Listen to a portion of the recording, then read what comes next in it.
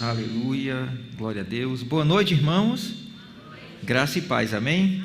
É um prazer, um privilégio estar aqui tocando o teu coração com a palavra de Deus. E antes de qualquer coisa, eu quero agradecer a dona Débora, a diretora do Rema, pela oportunidade de estar aqui ensinando. Como ela mesma falou, a matéria Realidade Nova Criação, irmãos, é impactante. Eu lembro quando eu fiz o Rema, como eu fui impactado por essa matéria. Cada matéria era uma descoberta de verdades que Cristo disponibilizou na cruz do Calvário há mais de 2000 anos. Eu só confessei a Cristo com 21 anos de idade. De lá para cá já faz um tempinho, né? Se eu for contar o tempo de crente, o tempo que eu me converti, você vai fazer a contabilidade e saber a minha idade. Mas eu só me converti com 21 anos, mas essas realidades estão disponíveis quando eu tinha 5 anos, 10 anos, 18, 19, 20, 21. E isso acontece com todos nós. Estão disponíveis. Amém? Antes da gente começar propriamente, eu quero fazer uma oração, pedir a Deus sabedoria e entendimento, que o Espírito nos ensine essas verdades. Amém? A Bíblia, ela se percebe espiritualmente. Não é o intelecto, a mente educada e instruída que vai nos fazer entender a palavra. Não, a Bíblia é um livro espiritual, fala de verdades espirituais. Então você pode fazer a tua oração. Pai, no nome de Jesus, nessa noite nós te damos graças pela oportunidade que temos de ouvir a tua palavra verdadeira e imutável, Pai. E nós te pedimos espírito de sabedoria e revelação no pleno entendimento da tua vontade. Queremos estar iluminados, esclarecidos, cheios da forte convicção de Cristo nosso Senhor. Para isso nós abrimos o coração e inclinamos o ouvido para as tuas verdades. Te agradecemos, Pai, porque sabemos que seremos alimentados por tua palavra e instruídos por teu Espírito vivificando essas verdades e nos fazendo perceber. Somos gratos por todas as tuas bênçãos em nossas vidas, no nome de nosso Senhor Jesus Cristo. Quem concorda diz amém. Eu quero começar com esse texto, é o texto que mais você vai ouvir nessa matéria. Na matéria Realidades da Nova Criação, é o texto que mais vai ser comentado, 2 Coríntios capítulo 5. Talvez você já tenha lido esse texto, hoje mesmo você pode ter lido esse texto, mas eu quero dar uma olhadinha nele. 2 Coríntios capítulo 5, aleluia.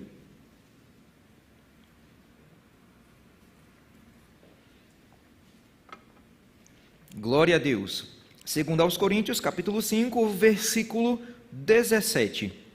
O texto diz: E assim, se alguém está em Cristo, é uma nova criatura. As coisas antigas já passaram e eis que se fizeram novas. Eu pergunto essa noite, você está em Cristo? Então esse texto está falando de você. Não está falando de outra pessoa, é de você. E assim, se alguém está em Cristo, é uma nova criatura. A palavra no grego aqui é criação. Repitam comigo, eu sou uma nova criação. As coisas antigas já passaram, tudo se fez novo. No Rema, irmãos, sempre o professor vai estar pedindo para os irmãos repetirem, e isso é bom, repetir. A Bíblia nos estimula a confessarmos a palavra. Posso ter um amém? Amém. Tudo se fez novo. Tudo se fez novo aonde? Eu lembro quando eu me converti. Eu nasci de novo no dia 6 de janeiro de 1996, em Fortaleza. Como você percebeu pelo sotaque, eu sou nordestino. Hoje eu moro em Campina Grande. É a terceira vez que eu moro em Campina Grande. Já morei 6 anos e meio em Ribeirão Preto, morei 1 ano em Brasília, já morei em Natal e agora voltei de novo para Campina Grande. Quem está em Cristo é uma nova criatura. As coisas velhas se passaram, tudo se fez novo. Eu lembro o dia que nasci de novo. Por quê? Porque eu nunca vou esquecer o dia em que minha natureza foi mudada. Como é que eu posso esquecer? Houve uma mudança. Diga, há uma mudança. Há uma mudança por fora ou por dentro? Porque por fora eu continuei sendo a mesma pessoa, tendo a mesma cor do cabelo, a mesma altura, o mesmo peso. A cor do cabelo está mudando. O peso também fica oscilando, mas por dentro houve uma mudança completa. Tudo se fez novo, não foi no homem exterior, não foi por fora. Porque talvez você se lembre o dia em que você nasceu de novo, que você confessou a Cristo. No dia seguinte você continuou tendo o mesmo peso, a mesma altura, mas por dentro houve uma mudança completa. Posso ter um amém? É interessante, irmãos, que quando Paulo ele afirma que quem está em Cristo é uma nova criação, no grego é criação, eu sei que essa versão fala nova criatura, mas no grego é nova criação, ele fala isso em contraste a uma antiga criação. Peraí, professor Marcelo, quer dizer então que a Bíblia fala sobre duas criações? Isso mesmo? 1 aos Coríntios capítulo 15, Paulo disse, o primeiro homem, Adão, foi feito alma vivente e o último Adão, espírito vivificante. Quem foi o primeiro Adão? Vamos lá, pessoal. Adão. E o último? Pronto, só existem essas duas criações. E eu estou diante não dos descendentes do primeiro Adão, mas dos descendentes do último Adão, da nova criação. Paulo faz um contraste. Se você está em Cristo, você é uma nova, você não é a antiga criação, você não faz parte da descendência mais de Adão, você faz parte agora dessa nova criação que Cristo disponibilizou na cruz do Calvário. Através de sua morte e sacrifício, Jesus disponibilizou uma mudança completa no homem interior, porque era necessário fazer uma nova criação. Muitas vezes vamos ter que retornar ao livro dos princípios, a Gênesis. Gênesis é o livro do início, e eu te convido, eu peço que você abra a sua Bíblia em Gênesis no capítulo 1. Aleluia. Gênesis capítulo 1.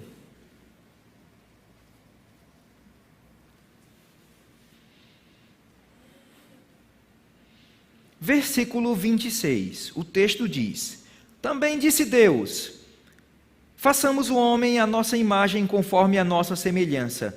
Tenha ele domínio sobre os peixes do mar, sobre as aves do céu, sobre os animais domésticos, sobre toda a terra e sobre todos os répteis que rastejam pela terra. Criou, pois, Deus o homem à sua imagem, imagem de Deus o criou, homem e mulher. Também disse Deus, 26 novamente, façamos o homem à nossa imagem, conforme a nossa semelhança, tenha ele domínio. Ele quem? O homem. Você percebeu que não era plano de Deus dominar a terra através do homem, mas sempre foi plano de Deus entregar o governo, a administração da terra ao homem? Tamanha autoridade Adão tinha, que ele recebeu do próprio Deus a autorização, o poder para dominar, exercer a autoridade sobre a terra. Amém? Só que nós sabemos, irmãos, que lamentavelmente o livro de Gênesis não escreve muito sobre Adão desfrutando desse relacionamento com Deus, dessa autoridade. Por quê? Porque houve uma ruptura. No capítulo 3 encontramos a tragédia em que Adão enfrentou. E qual foi? Capítulo 3 de Gênesis. Abre lá. Eu estou fazendo um contraste da nova criação para a antiga criação. Estão comigo? E Gênesis capítulo 3, versículo 1 diz: mas a serpente mais sagaz que todos os animais selváticos que o Senhor Deus tinha feito, disse à mulher: é assim que Deus disse, não comereis de toda a árvore do jardim? Respondeu a mulher, do fruto da árvore do jardim podemos comer, mas do fruto da árvore que está no meio do jardim, disse Deus, dele não comereis, nem tocareis. Tocareis é acréscimo dela, porque Deus falou para não comer, amém? Para que não morrais, versículo 4. Então a serpente disse à mulher, é certo que não morrereis, porque Deus sabe que no dia em que dele comerdes, se vos abrirão vossos olhos, e sereis como Deus, conhecedores do bem e do mal. Vendo a mulher que a árvore era boa para comer, agradável aos olhos, era desejável a árvore, para dar entendimento, tomou-lhe do fruto e comeu, e deu também ao marido, e ele comeu.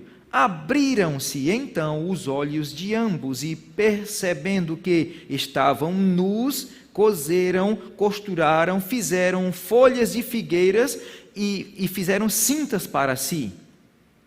Quando ouviram a voz do Senhor Deus, que andavam no jardim pela viração do dia, esconderam-se da presença do Senhor Deus, o homem e sua mulher, por entre as árvores do jardim. E chamou o Senhor Deus ao homem e lhe perguntou: Adão, onde estás? Respondeu ele: ouvi tua voz no jardim, e porque estava nu, tive medo. O que foi que Adão teve, irmãos? e me escondi. Agora pula para o versículo 21. Fez o Senhor Deus vestimenta de peles para Adão e sua mulher e os vestiu. Por favor, olhe para cá.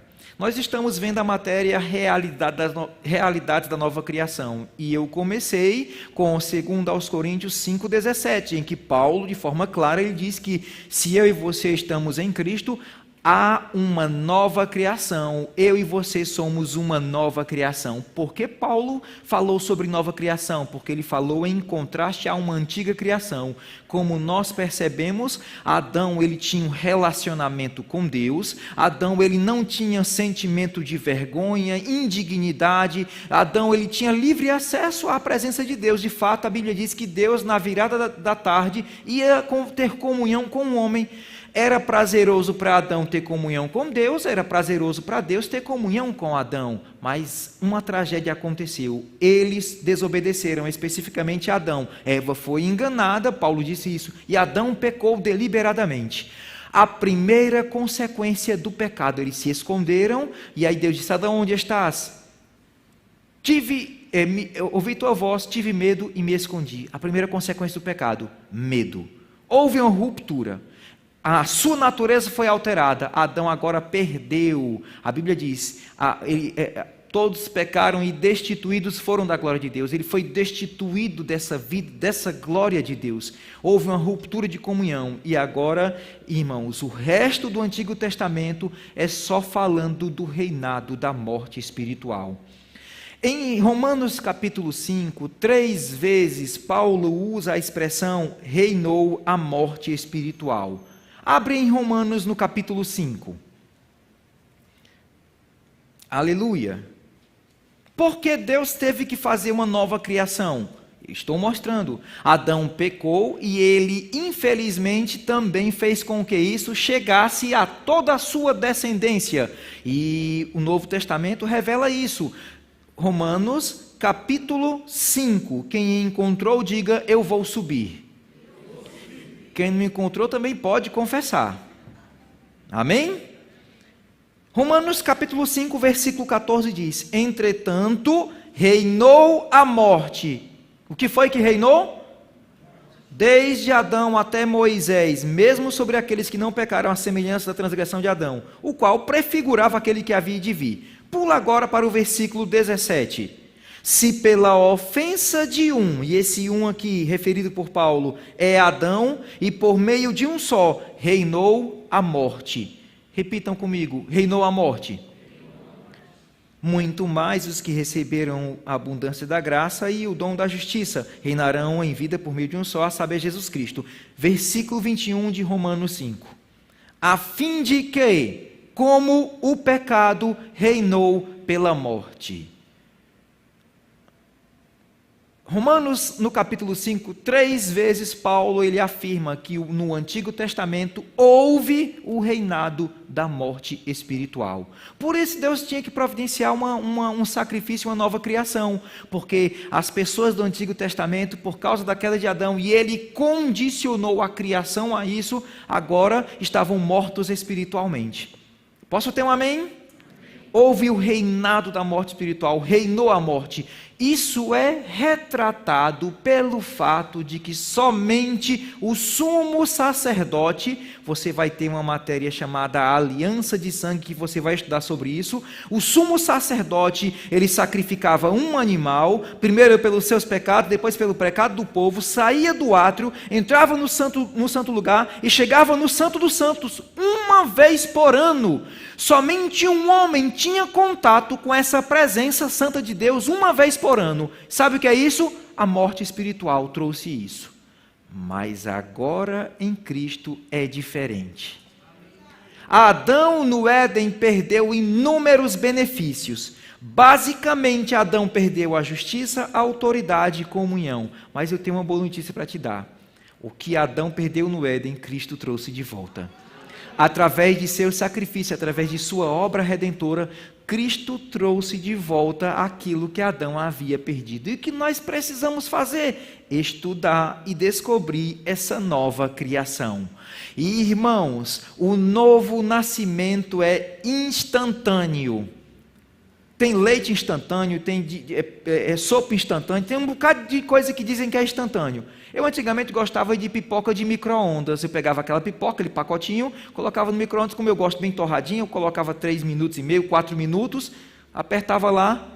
Eu não conheço nada mais instantâneo do que o novo nascimento. Então, logo uma pessoa confesse a Cristo como seu Senhor e Salvador, há uma mudança por dentro.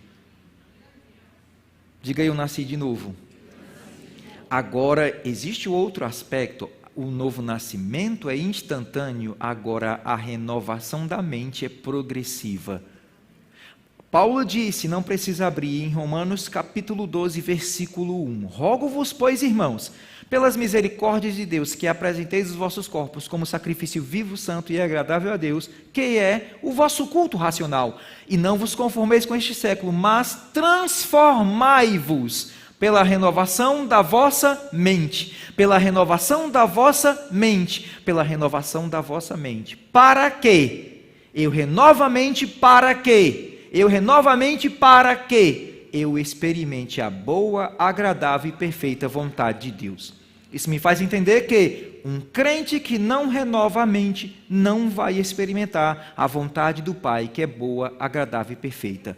O novo nascimento é instantâneo, houve uma mudança completa por dentro. Agora eu preciso pensar como Deus pensa a meu respeito. E o que é que Deus pensa a meu respeito, Marcelo? Você é uma nova criação, você mudou por dentro. Pare de pensar como o mundo pensa e pense de acordo com a minha vontade, com a palavra de Deus. É isso, irmãos. É por isso que existe o Rema, para te auxiliar no ensino da palavra e na renovação da mente, para que cada vez mais o cristão, o aluno, descubra essas novas realidades. A matéria, irmãos, realidades, está no plural, porque são inúmeras realidades de uma nova criação, muitas realidades. Adão perdeu comunhão, na matéria fala comunhão com Deus. Adão perdeu justiça, existe a justiça. Adão perdeu a autoridade, é outra realidade. Existem muitas realidades dessa nova criação. Amém? Aleluia. Eu fico impressionado, irmãos. Eu fico impressionado porque o apóstolo Paulo ele escreveu muito sobre essas realidades. Se bem que Paulo ele falou sobre os aspectos legais, o que Cristo disponibilizou, e o aspecto vital, aquilo que a gente pode experimentar. E vai depender de cada um. Se eu praticar a palavra, você vai ser abençoado? Eu vou ser abençoado. Se você praticar a palavra, quem vai ser abençoado? Você. Não é verdade? Diga, eu sou uma nova criatura. Eu quero só ler esse texto em outra versão. Quem está unido com Cristo é uma nova pessoa. Acabou-se o que era velho e já chegou o que é novo. Por dentro você se tornou um novo ser, uma nova criatura, uma nova criação. Abre agora a tua Bíblia em Hebreus no capítulo 8. Hebreus 8. Glória a Deus. Hebreus capítulo 8. Eu estou falando rápido, foi só para aquecer a voz, eu vou diminuir a velocidade. O nordestino fala um pouco avexado, né? Tudo bom, Braz? Tudo na paz? Prazer em revê-lo, viu? Hebreus capítulo 8, versículo 6 diz: agora, com efeito, obteve Jesus. Quem foi que obteve? Diga Jesus. Ministério tanto mais excelente quanto é Ele mesmo, Hebreus 8, 6. Quanto é Ele mesmo mediador de superior aliança, instituído com base em superiores promessas. O escritor aos Hebreus está dizendo que o Novo Testamento é superior ao Antigo. Por quê? Porque é baseado em um sacrifício superior, com promessas superiores, com aliança superior. Estão comigo? A palavra superior aqui no grego é kreiton. Não é Cleiton, não, nome próprio não, é kreiton, que significa mais útil, mais vantajoso, mais aproveitável, mais excelente, portanto melhor. O que Cristo trouxe para mim e para você é mais útil, é mais vantajoso, é mais aproveitável, é mais excelente, é melhor do que aquilo que os personagens do Antigo Testamento experimentaram. Posso ter um amém? Isso diz respeito à nova criação. O que vai nos ajudar a descobrir essa nova criação, a renovar nossa mente e experimentar a vontade do Pai, que é boa, agradável e perfeita. O que vai nos auxiliar? O estudo do Novo Testamento, dessas verdades que estão na nova criação. É isso que vai nos auxiliar. E eu te aconselho isso. Se você pegar o Novo Testamento, irmãos, é repleto de preposições. Por exemplo, com Cristo, nós cantamos uma canção que fala com Cristo, nele, por ele, através dele. Falou que o nosso velho homem foi crucificado com Cristo. Paulo disse, vivo não mais eu, mas Cristo vive em mim. Paulo disse, fui crucificado com Cristo. Paulo estava em uma quarta cruz? Não, mas na cruz de Cristo estava sendo incluída a humanidade, para que hoje todo aquele que o confesse como seu Senhor e Salvador receba os benefícios. Como eu havia dito aos irmãos, estou falando sobre nova criação. Quando eu morei em Ribeirão Preto, na época não tinha um rema lá em Ribeirão Preto, e eu decidi nas quintas-feiras fazer alguns grupos familiares. As matérias que eu ensino no rema, claro que em um dia não dá para abordar todos os pormenores de uma matéria, mas dá para abordar os pontos principais. Nas quintas-feiras eu ensinava algumas matérias, realidade da nova criação, sobre justiça, sobre fé, Cristo que cura, autoridade do crente, oração, como ser guiado pelo Espírito, e ensinava. Eu lembro de uma noite em que eu estava ensinando sobre realidades da nova criação, e eu estava enfatizando essas preposições, com Cristo, nele, por ele, através dele. Tudo isso mostra como o Pai nos vê. Deus não te vê como um pobre verme miserável, não. Deus te vê através do sacrifício do seu Filho. Deus te vê na ótica do sacrifício de Cristo. E aí, eu estava enfatizando isso, e uma irmã que estava visitando a gente, ela me interrompeu e disse, peraí, professor, peraí, pastor, eu sou crente há 32 anos e sou professora de criança. E quando eu vou ensinar a uma criança, eu falo sobre Abraão, eu falo sobre Sansão, eu falo sobre Davi, eu falo sobre Jó. Mas o senhor só fala de Cristo, é nele, por ele, através dele, com Cristo, nele, por meio dele. Me explique isso. Eu disse a ela, irmã, tudo que esses homens no Antigo Testamento alcançaram em Deus tem o seu louvor, tem a sua virtude. Porém, o que Cristo fez excede a eles e muito. Porque nunca houve ninguém mais consagrado do que Jesus, nunca houve ninguém mais obediente do que Jesus. Sabe o que foi que eu percebi? Eu constatei um estranho cristianismo. Que cristianismo é esse quando as pessoas copiam muito mais os outros do que a própria vida do Filho de Deus? Paulo disse em Gálatas, vivo não mais eu, mas Jó vive em mim. Não, vivo não mais eu, diga Cristo vive em mim. Diga, Cristo vive em mim. Irmãos, Jesus não é mais um dentre a multidão, Ele é o caminho, a verdade e a vida. Se eu quero entender essa obra, eu vou estudar o que Ele ensinou, vou estudar o que Paulo ensinou, para descobrir sobre essa nova criação.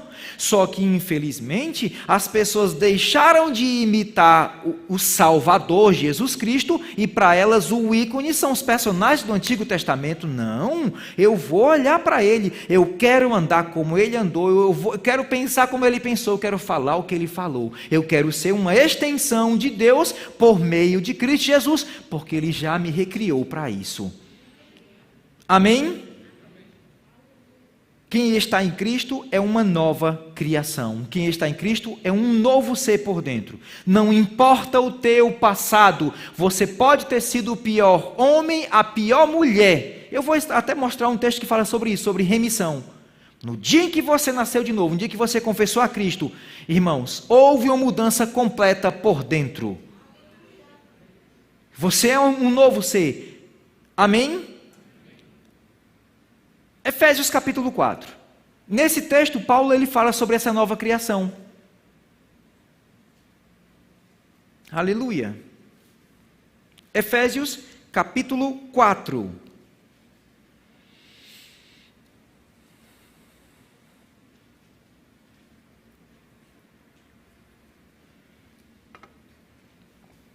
Glória a Deus.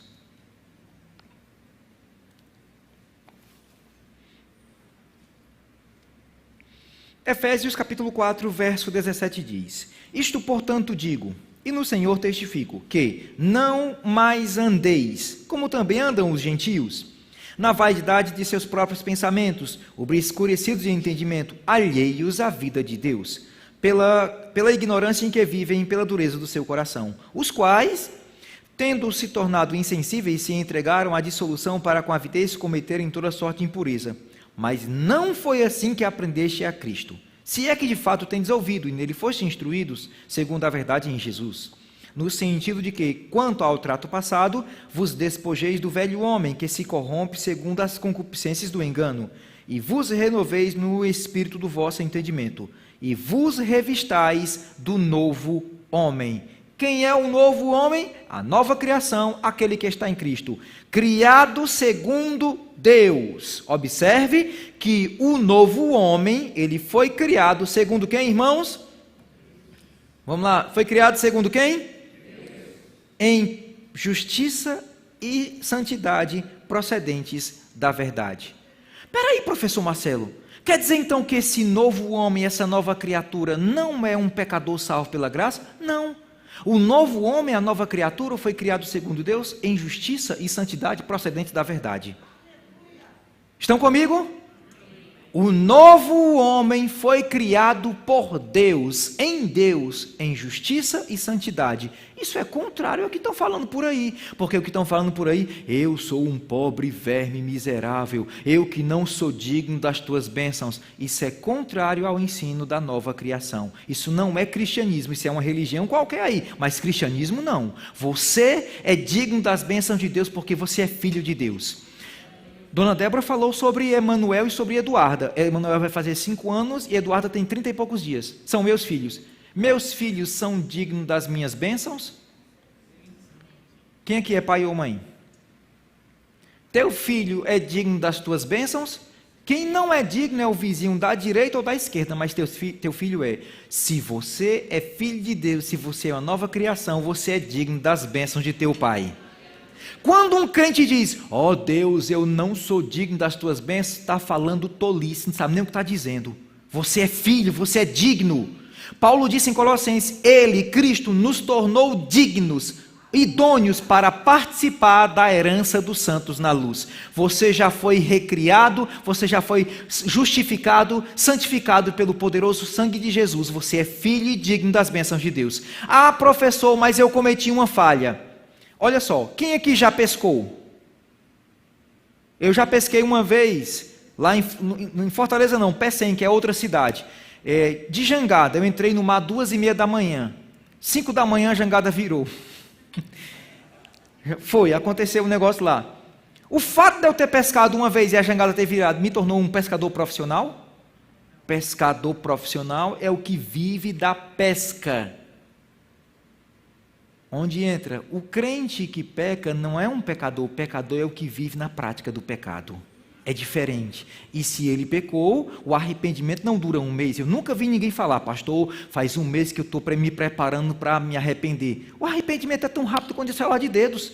A pessoa entende a vontade de Deus, muda de atitude, conserta as coisas, pai, eu confesso. 1 João diz, se confessarmos os nossos pecados, ele é fiel e justo para nos perdoar os pecados e nos purificar de toda injustiça. Amém?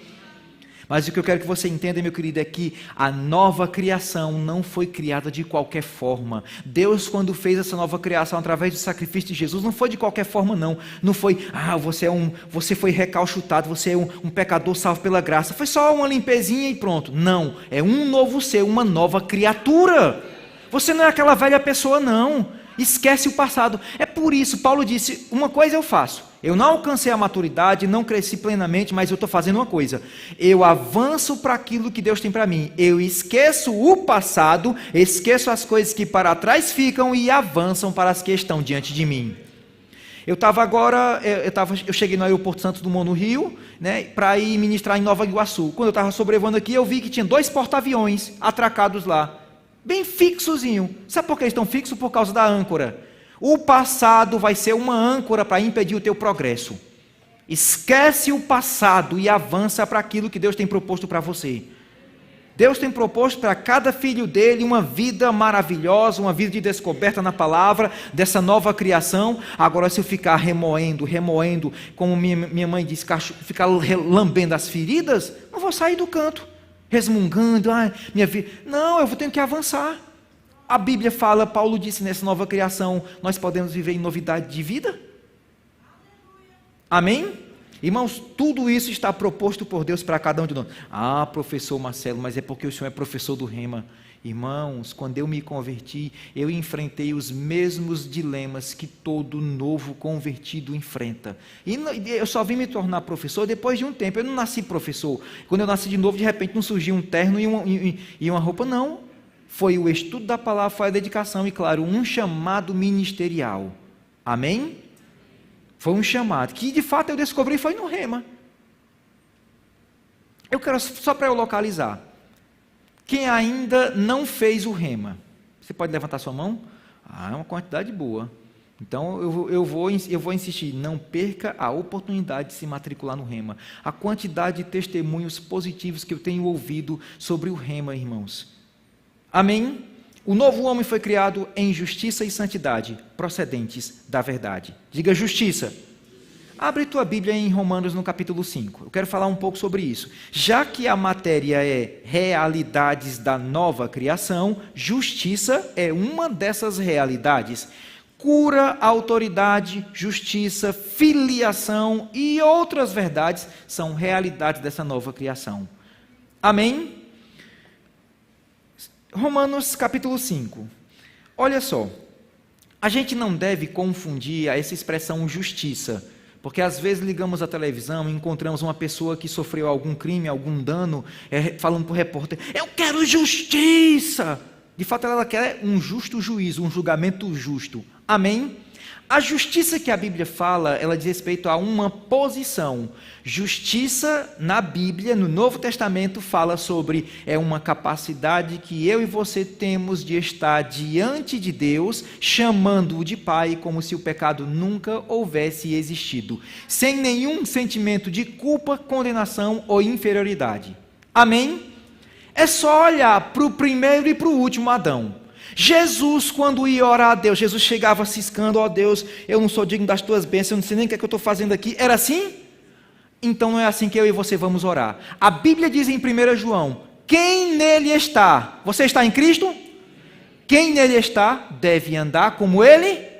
A Bíblia nos estimula a andar como Jesus andou. Agora, fica difícil eu andar como Jesus andou, se eu estou abrigando pensamentos como eu sou um pecador, eu sou um miserável, eu não posso, eu não consigo. É difícil eu andar como Jesus andou, se eu conservo pensamento errado dessa forma. Não, eu tenho que pensar como Deus quer que eu pense. Amém? E justiça é isso, é uma capacidade. Adão, quando ia se relacionar com Deus, ele tinha medo? Não, o medo foi depois do pecado, depois que ele perdeu, ele morreu espiritualmente. Porque Deus disse, não coma, porque no dia em que comer, certamente morrerás. Comeu e se finou, morreu. Amém? Antes do pecado, ele tinha um relacionamento com Deus. Adão não tinha vergonha, não tinha medo. Claro que ele respeitava a presença de Deus, o Senhor Deus. Mas ele não tinha vergonha. Do mesmo jeito, Jesus, justiça é isso, irmãos, é a gente estar diante de Deus chamando-o de Pai. Você queria que teus filhos tivessem medo e vergonha de você? Ou você deseja que teus filhos tenham um relacionamento? Quando eu vim agora de viagem, irmãos, eu estou vendo a foto dos dois, eu fico à vontade, sinceramente, que eu tenho de voltar. Mas é um sofrimento por causa do Evangelho, ficar distante de parentes. Você vai aprender isso na matéria. Em outras matérias do Rema. Só existem 3 sofrimentos que Cristo não substituiu, não pagou. Sofrer perseguição, sofrer a tentação e sofrer por estar distante de pessoas queridas por causa do Evangelho. São sofrimentos bíblicos. Os demais sofrimentos, a conta já foi paga. Amém? Você vai ver isso nas demais matérias do Rema. Na nova criação vê um pouco, autoridade, Cristo que cura e muitas outras matérias. Amém? Olha só o que a Bíblia diz em Romanos 5,17. Se pela ofensa de um e por meio de um só reinou a morte, a gente já viu isso, o Antigo Testamento houve o reinado da morte espiritual, muito mais os que receberam a abundância da graça e o dom da justiça. Repitam comigo, dom da justiça. reinarão em vida por meio de um só, a saber, Jesus Cristo. Peraí, professor Marcelo, quer dizer então que a justiça é um dom, é uma dádiva, é um presente? Isso mesmo. Vamos supor que alguém chega para você e quer dar um presente. Aí você diz, não precisa não, eu não mereço esse presente. Quem já fez isso? Pelo amor de Deus, não faça não. Se você faz isso, faz não, você recebe o presente. Pois fique sabendo que a justiça é um presente dado por Deus para ti, através do sacrifício de Cristo. É um presente. Como é o teu nome? Leandro. Você nasceu no Brasil? Pronto. Vou usar Leandro como exemplo. A justiça é uma dádiva, é um presente. Eu mesmo já pensei isso, irmãos. Eu pensei o seguinte: um dia, quando eu chegar no céu, aí eu serei justificado em Cristo. Aqui eu sou um pobre velho miserável, eu sou um pecador miserável, eu sou um homem desventurado. Esses ensinos que falam que somos pecadores salvos pela graça ou desventurado é a má interpretação de textos bíblicos. Tiram um texto fora do contexto para inventar um pretexto. Isso não é bíblico, isso não é correto. Amém? Eu pensava assim, que era um pecador miserável. Mas eu descobri que sou justiça. Voltando para o contexto aqui, sobre justiça. Justiça é um dom, é uma dádiva. Leandro nasceu no Brasil. Quando ele nasceu no Brasil, ele nasceu sem pátria. Com o decorrer do tempo, ele foi se tornando cada vez mais brasileiro. Quando ele completou 5 anos, aumentou a nacionalidade. Quando completou 10 anos, aumentou a brasilidade. Mas quando completou 18 anos, você se alistou no Exército Brasileiro? Foi? Aqui no tiro de guerra? Ou tem um quartel aqui, pronto. Ele se alistou no Exército, ele se tornou completamente brasileiro. É assim? Quem nasce no Brasil, diga brasileiro é. Quem nasce no reino de Deus, justo já é. Você não vai se tornar justo, você já é agora.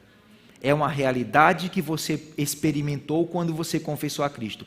Não, quando eu chegar no céu eu serei justo. Você já é justo agora. E essa justiça, eu te pergunto, quem aqui é filho de Deus? Você é filho. Amanhã você vai ser mais filho de Deus do que você é hoje? Daqui a 10 anos você vai ser mais filho de Deus do que você é hoje? Quando chegar no céu você vai ser mais filho de Deus do que você é hoje? Não. O quanto à filiação, o que eu sou hoje, serei amanhã e eternamente. Sou filho, tenho a natureza de Deus. A justiça também. A tua justiça não vai aumentar. Você não vai ser mais justo amanhã. Você não vai ser mais justo daqui um ano, daqui um mês, ou quando chegar no céu. Não. A justiça não aumenta, o que aumenta é a compreensão sobre o assunto, se houver um estudo. É por isso que eu estou te estimulando a estudar e descobrir cada vez mais essas realidades. A palavra diz lá no Antigo Testamento, acho que é provérbio, a vida do justo, não é a justiça, mas a vida do justo é como a luz da aurora que brilha mais e mais até ser dia perfeito. Quanto mais eu exponho minha vida a essa palavra, a essas verdades, maior certeza, maior clareza eu vou ter dessas verdades, pôr em prática e colher os benefícios.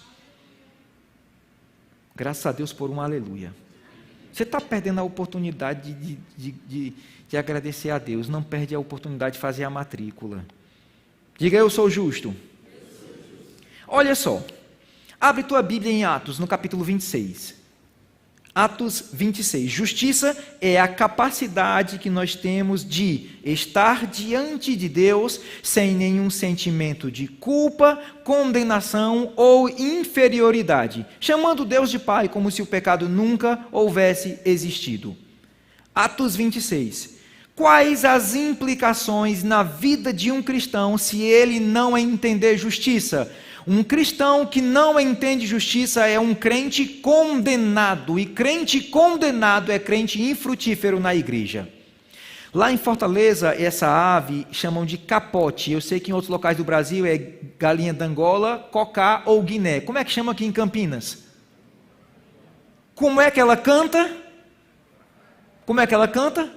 Tô fraco, tô fraco. É a canção do crente que não entende justiça. Só vive fraco, vive derrotado. Tô fraco, tô fraco, tô fraco. Não entende justiça, mas no dia em que entender, a Bíblia diz, diga o fraco, eu sou forte. Ainda que um dia você amanheça fraco, pelo fato de você saber que é justiça de Deus, você vai confessar. Ainda que eu esteja fraco, a Bíblia diz, diga o fraco, eu sou forte. Amém? Justiça é a capacidade de estar diante de Deus, chamando de Pai como se o pecado nunca houvesse existido. Deus não olha para você agora e te vê como um pobre verme miserável, não. Deus te olha e te vê como o fruto do resultado do sacrifício de Cristo. Se você confessou a Cristo, você recebeu os benefícios que Ele disponibilizou na cruz. O que é preciso é renovar a mente. Amém? Nesse texto que nós vamos ler, irmãos, trata-se do relato de Paulo, da visão que ele teve de Jesus. Sabemos que antes o seu nome era Saulo, o homem, como diz lá no Nordeste, ele bufava para matar os crentes, o homem era mais ruim do que falta de ar e pancada na canela. Atrás de crente, na estrada de Damasco, Jesus se revela a ele. E aí Paulo se converte. Claro, Paulo tinha ouvido a pregação de Estevão, Estevão pregou a palavra, o seu aspecto, o seu rosto estava brilhoso como o rosto de anjo. Paulo, indignado, a Bíblia diz que aqueles que apedrejaram Estevão depositaram suas vestes aos pés de um jovem mancebo chamado Saulo. A palavra estava martelando o coração de Paulo, Paulo estava relutante, estava na estrada para Damasco. E aí Jesus aparece. Versículo 13 de Atos 26. Ao meio-dia, ó rei, indo eu caminho fora, vi uma luz mais resplandecente que o sol, que brilhou ao redor de mim e dos que iam comigo. E caindo todos nós por terra, ouvi uma voz que me falava em língua hebraica: Saulo, Saulo, por que me persegues? Então eu perguntei: quem és tu, Senhor? Eu sou Jesus a quem tu persegues. Mas levanta-te e firma-te sobre os teus pés, porque para isso te apareci. Foi uma aparição. Para te constituir ministro e testemunha, tanto das coisas em que me viste, como daquelas pelas quais te aparecerei ainda. Olha só, Jesus Cristo apareceu a Paulo e fez uma agenda divina. Paulo, eu estou aparecendo agora e fica tranquilo, porque eu vou aparecer outras vezes. Ele aparece para quem Ele quer. Pelo que te apareci e pelas vezes que te aparecerei ainda, livrando-te do povo judeu e dos gentios para os quais eu te envio. Repitam comigo, mais uma vez, isso mostra o propósito, o objetivo da aparição de Cristo e o chamamento, para que se convertam, para lhe abrir os olhos e converteres das trevas para a luz e da potestade de Satanás para Deus, a fim de que recebam eles remissão de pecados e herança entre os que são santificados pela fé em mim. Recapitulando, eu não estou fugindo do assunto de justiça não, eu estou mostrando que Jesus se revelou a Paulo, ele tinha ouvido a palavra, Jesus disse, dura coisa é recalcitrar contra os aguilhões. Quanto a palavra foi pregada, quanto mais você se mexe, mais vai doer no coração. Paulo, quem és tu? Eu sou Jesus a quem tu persegues, levanta-te, porque eu te apareci para te chamar para o ministério, para você pregar não qualquer mensagem, não a mensagem de conformismo, ou a mensagem que deixa do jeito que está, não, mas uma mensagem que traz uma mudança por dentro, a nova criação, o novo nascimento, uma mensagem que traz mudança, que converte as pessoas das trevas para a luz e da potestade de Satanás para Deus. Quem já se converteu?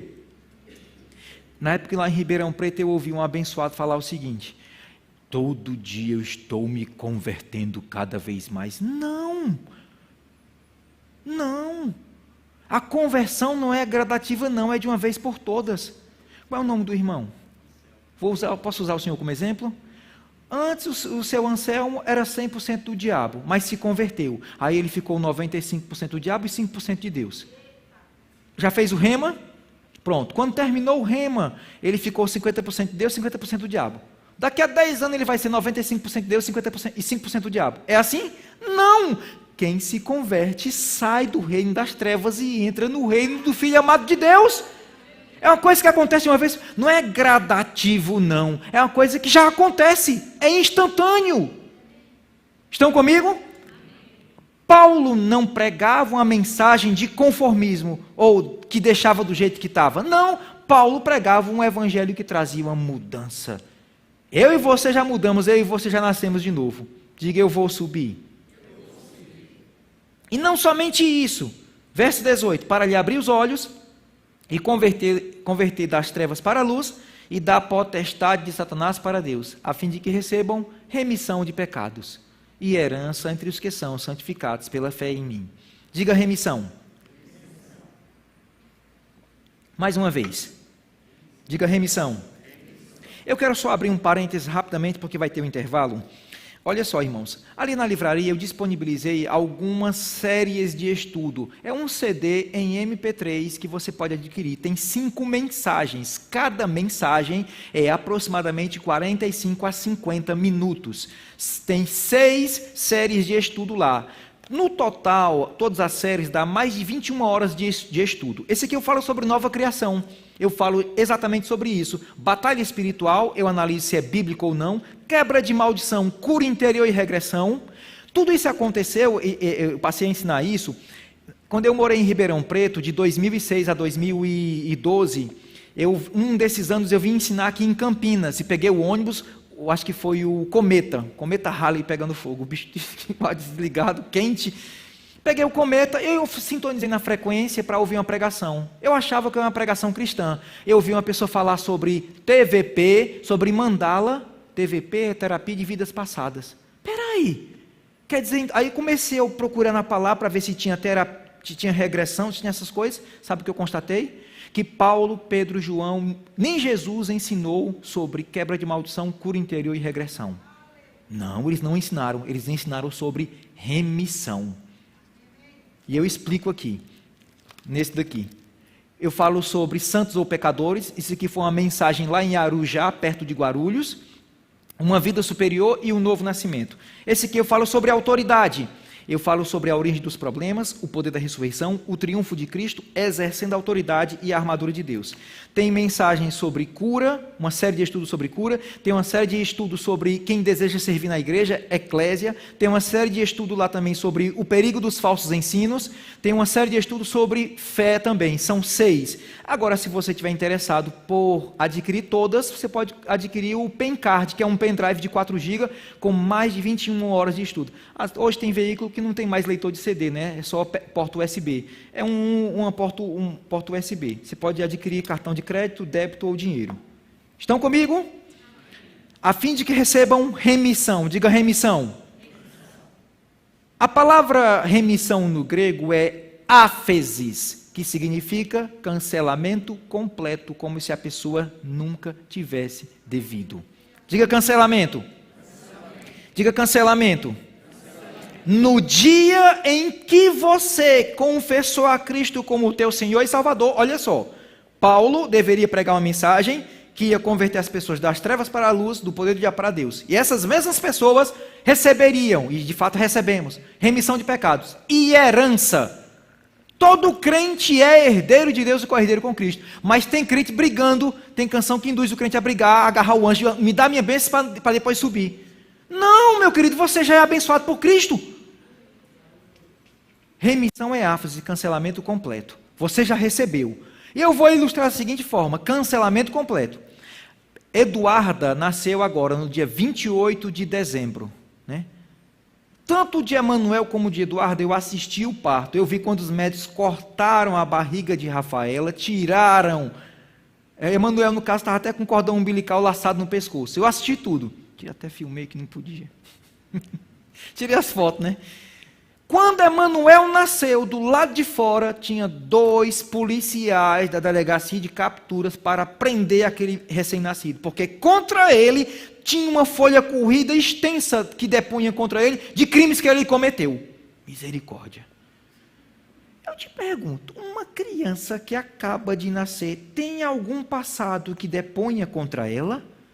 Ela acabou de nascer, não tem passado.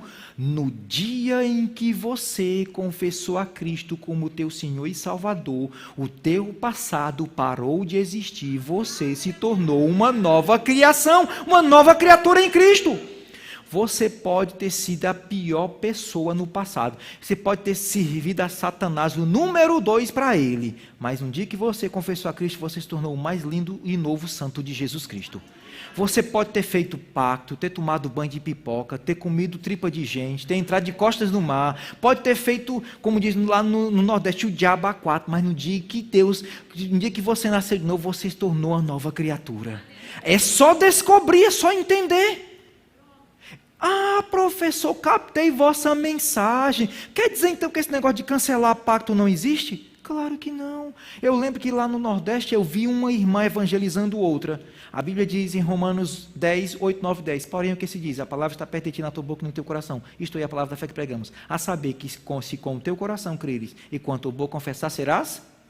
E aí a pessoa conduzindo a outra, orou por ela e diga, agora repita comigo. Eu cancelo os pactos do passado. E a pessoa, eu cancelo os pactos do passado. Eu cancelo que botei baralho, búzio, eu cancelo que fiz isso aqui. No Novo Testamento você não vai encontrar, e eu te desafio a procurar, nenhuma passagem em que supostamente a gente tenha que cancelar os pactos do passado. Não. A insistência neotestamentária, a insistência apostólica é: confesse a Cristo como teu Senhor e Salvador. Por quê? Porque no momento em que essa pessoa confessa a Cristo, Deus tem poder para fazer o homem uma nova criatura, recriar seu espírito e cancelar tudo quanto ela fez no passado. Agora eu quero só abrir um parênteses. Se você se converteu, sua nova criatura, mas estava com um débito, tinha alguma bronca para prestar com a justiça, é bom prestar, se não prescreveu, ok? Porque é bom resolver o assunto. Contrata um advogado e vai resolver o assunto, se não prescreveu. Posso ter um amém? Diga, eu sou uma nova criatura. Sabe que eu constatei, irmão, estudando a palavra, que não estão pregando o evangelho de remissão, estão pregando o evangelho de condenação. É igual aquele filme, Eu Sei o que vocês fizeram no verão passado. Tem outro ainda que diz, eu continuo sabendo o que vocês fizeram no verão passado. Pois deixa eu te dizer uma boa nova, Deus não sabe o que você fez no passado. Não, tua vida mudou. O sacrifício de Cristo dividiu a história, antes e depois de Cristo, pois assim também aconteceu na tua vida. Antes de Cristo, as páginas foram arrancadas, agora depois de Cristo, você escreve novas páginas na tua vida. Vamos para o intervalo?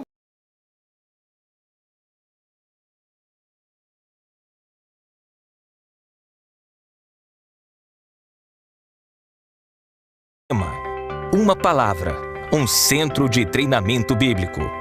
Um lugar que capacita homens e mulheres para a pregação eficiente do Evangelho de Jesus. Fundado em 1974 nos Estados Unidos pelo reverendo Kenneth Hagin, o Rema é interdenominacional, com matérias acessíveis e práticas em 2 anos de estudo. Ao longo de 5 décadas, já impactou diretamente 50 nações ao redor do mundo. No Brasil, o casal de missionários americanos Bud e Jen Wright fundaram a instituição. Eles se graduaram e trouxeram esses ensinamentos para a nossa nação. Atualmente, são mais de 120 unidades em atividade no território brasileiro, 14 no sistema prisional, libertando cativos mesmo atrás das grades. 5 unidades internacionais são coordenadas a partir do nosso país. Mais de 40 mil graduados, mais de 940 professores. Conheça o Rema mais próximo, rema.org.br. Seja também transformado pela revelação da Palavra de Deus. Rema, inspiração para viver. Viver te inspira. Mas o que te inspira a viver? A Palavra de Deus é o nosso manual de vida. E no Rema você aprenderá como aplicá-la no seu dia a dia. Com aulas 3 vezes por semana, os 2 anos de curso vão transformar a sua vida. Rema, inspiração para viver.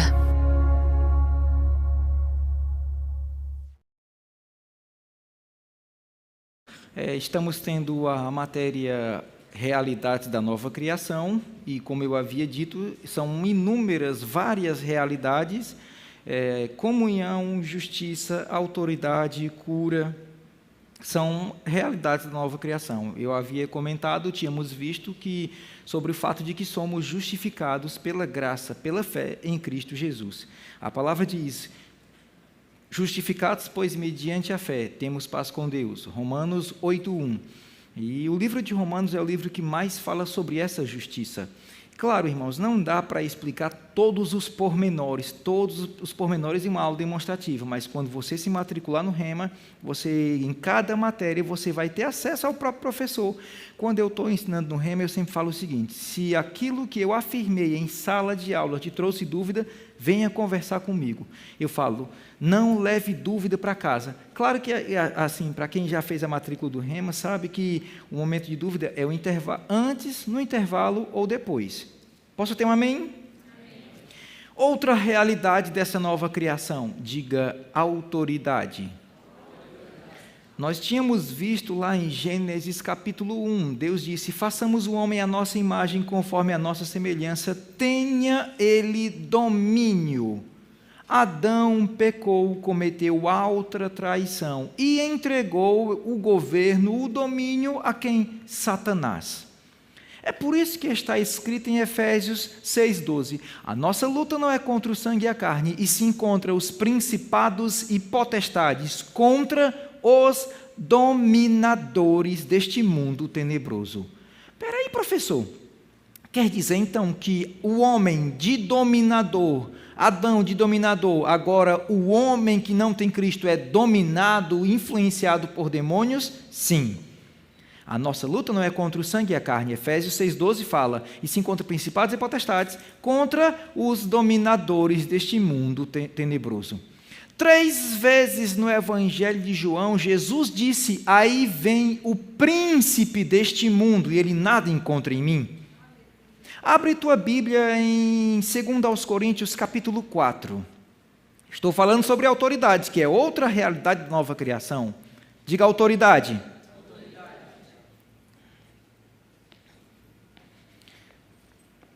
Eu pergunto essa noite, quem aqui é filho e filha de Deus? Todos nós. Se eu e você somos filhos de Deus, a Bíblia é clara. 1 Coríntios capítulo 3, capítulo 6 e 2 Coríntios capítulo 3, bem como muitas outras passagens falam que eu e você somos o templo do Espírito Santo. Eu te pergunto, o Espírito Santo habita em ti? O Espírito Santo habita em ti? Se você fosse um pecador salvo pela graça, se você não tivesse sido regenerado, recriado, o Espírito Santo nem em você habitaria, porque o Espírito Santo não habita em templo imundo.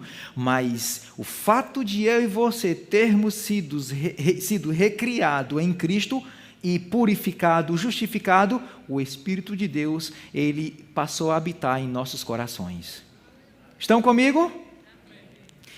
O Antigo Testamento, o sumo sacerdote saía do átrio, percorria o santo lugar e chegava no Santo Santo uma vez por ano. Ele tinha contato com a presença santa uma vez por ano. E ponto final. Agora só no ano seguinte. Agora não.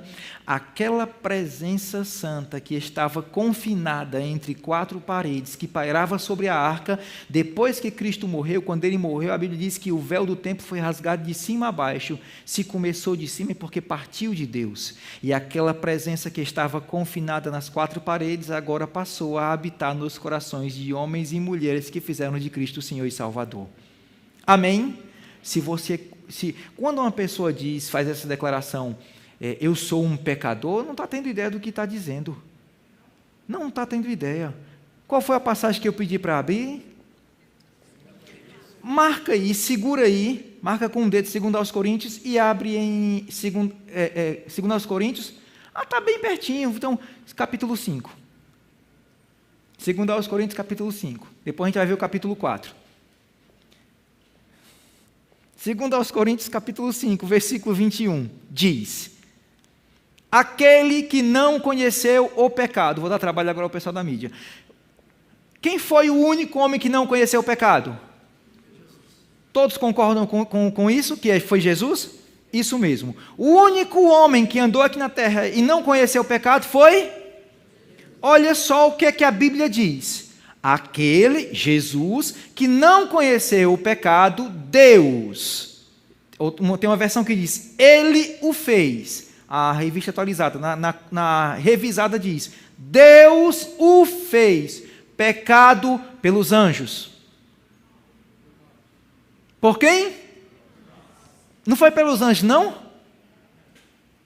Ele o fez pecado por... Aponte para você. Espera aí, Quer dizer, então, que Jesus foi feito pecado por esse irmão? Sim ou não? Jesus foi feito pecado por essa irmã? Aquele que não conheceu o pecado, ele, Deus, o fez pecado por nós, para que nele... Eu pergunto, você está nele? Você está em Cristo? Tem certeza? Então você já foi feito a justiça de Deus.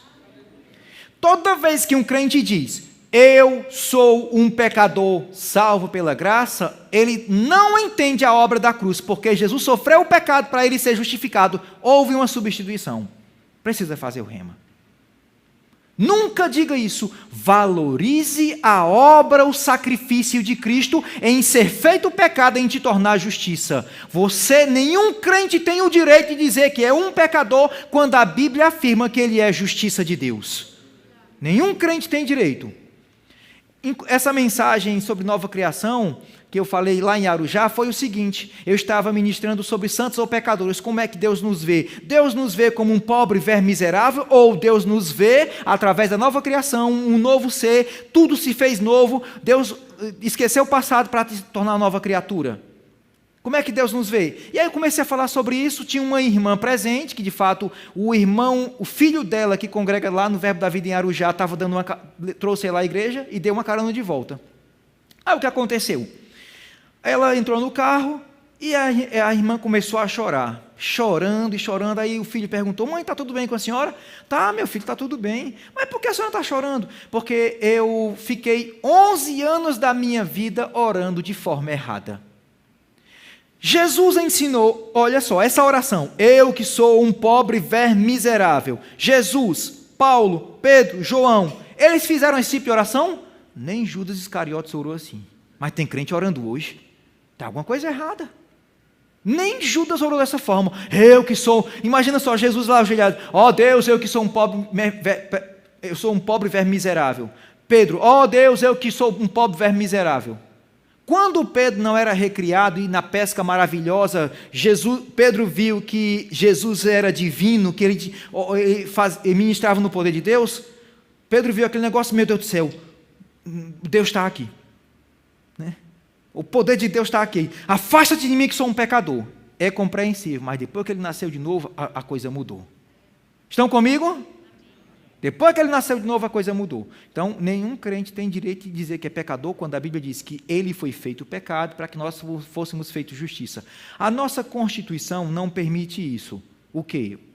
Por exemplo, uma pessoa cometeu um crime, ela foi descoberta, flagrado, foi julgado e condenado. E vai cumprir a pena. E aí eu digo para ele, fica tranquilo, rapaz. Tu foi condenado a quantos anos?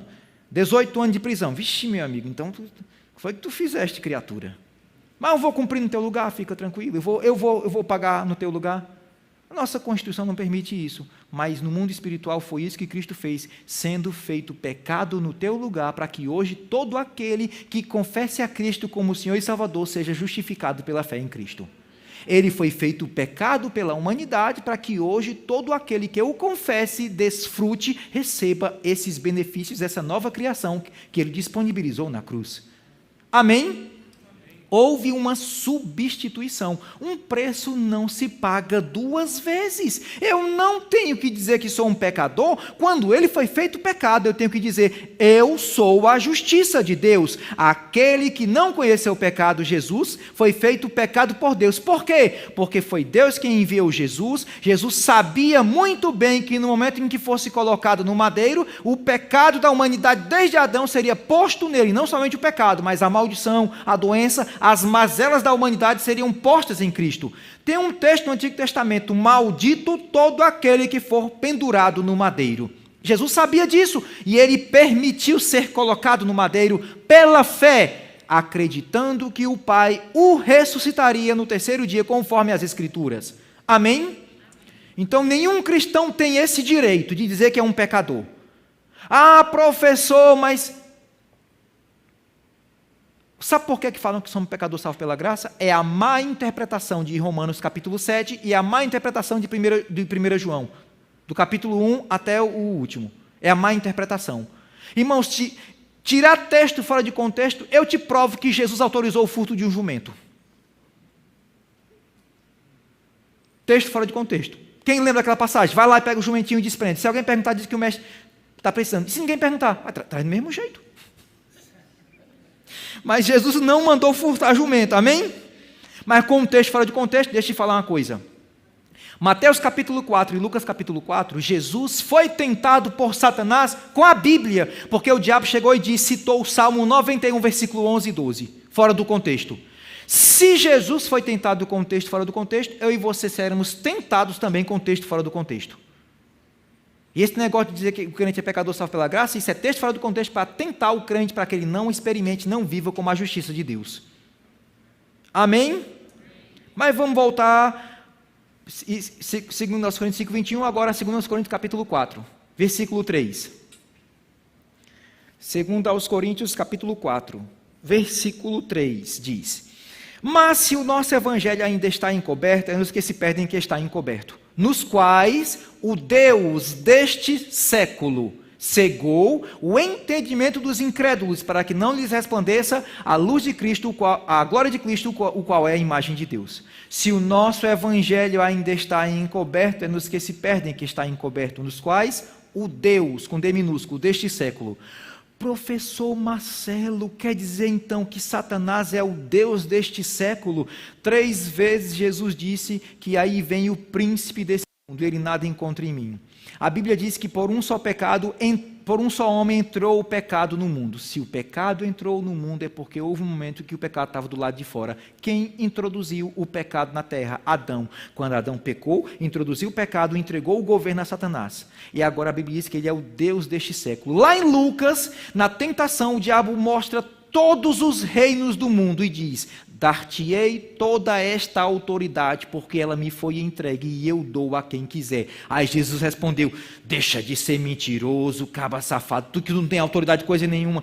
Jesus sabia que ele tem autoridade, sabe por quê? A terra está sob nova direção. Você vai ver isso na matéria a autoridade do crente, mas fica tranquilo. Pai, Jesus disse: eu oro não para que os tire do mundo, mas para que os livre do mal. Amém? Haverá um momento em que o tempo que Adão deveria administrar a terra vai expirar, aí é outra história. Amém?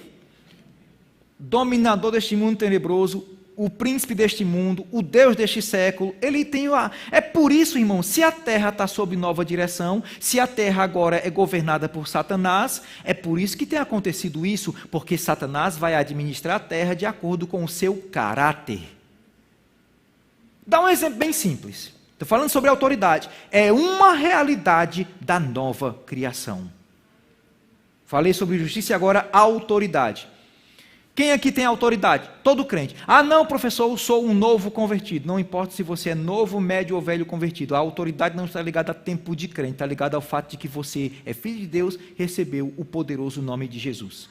Eu costumo comparar a autoridade a uma cédula. Inclusive agora tem a cédula de R$200. Quem já viu? Pronto, eu vou usar uma pessoa como exemplo. Essa irmã aqui, posso te usar como exemplo? É um exemplo. Vamos supor, como é teu nome? Maria Clara. Vamos supor que no término da aula demonstrativa, Maria Clara esteja lá atrás dando R$200 para cada um. R$200. Essa irmã vai receber 200, esse irmão vai receber 200, esse irmão vai receber 200, todo mundo vai receber, inclusive o professor. Quando você for fazer uso dos teus R$200, você vai comprar uma quantidade X de produto. Mas eu que sou professor da matéria, quando eu for fazer uso dos R$200, eu vou comprar mais do que os teus 200. Os meus 200 valem mais do que os teus. É assim? R$200 tem o mesmo valor que outros R$200, não importa na mão de quem esteja. A autoridade que eu tenho em Cristo Jesus é a mesma autoridade que você tem. É a mesma autoridade que um pastor, um apóstolo, um novo, médio ou velho convertido. A autoridade não está ligada a tempo de vida cristã, está ligada ao fato de que eu nasci de novo, eu sou filho de Deus e eu tenho o poderoso nome de Jesus. Agora, o problema é que alguns não têm feito uso da autoridade. Se você, como crente, fizer uso da autoridade, as coisas vão mudar. E se não fizer, vai ficar do jeito que está. Você quer que as coisas permaneçam do jeito que está? Não, eu quero mudança na minha vida, eu quero melhoria. Eu não estou satisfeito não, eu quero mais. Então eu vou exercer a autoridade. Olha só, irmãos, autoridade. Tem uma passagem na Bíblia que Jesus disse, passemos para outra margem. Se não me falha a memória, é Marcos capítulo 4. Diga, passemos para outra margem. Jesus deitou no barco, estava cansado, o ministério cansa, deitou lá, dormindo, sob o travesseiro, na polpa. Aí vem a tempestade. Os discípulos, Senhor, Senhor, não te importa que estamos perecendo? Você acha que os discípulos vão chegar com a educação? Jesus, não, apavorados. E eram pescadores, acostumados à tempestade, mas como aquela, não te importa que estamos perecendo? Jesus se levanta e diz, pessoal, cada um se agarre num canto, porque Deus quer falar com a gente. Foi assim? Não. Fique sabendo de uma coisa, Jesus não alimentou o pensamento religioso de que por trás dos problemas Deus está envolvido. Eu estava passando sintoma de enfermidade, faz tempo.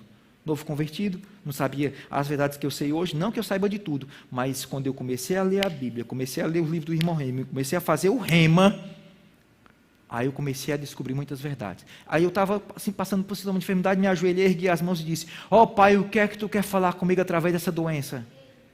O que é que Deus quer falar conosco? A tempestade que Jesus enfrentou foi uma tempestade real, literal, mas tipifica as tempestades que todo santo dia enfrentamos.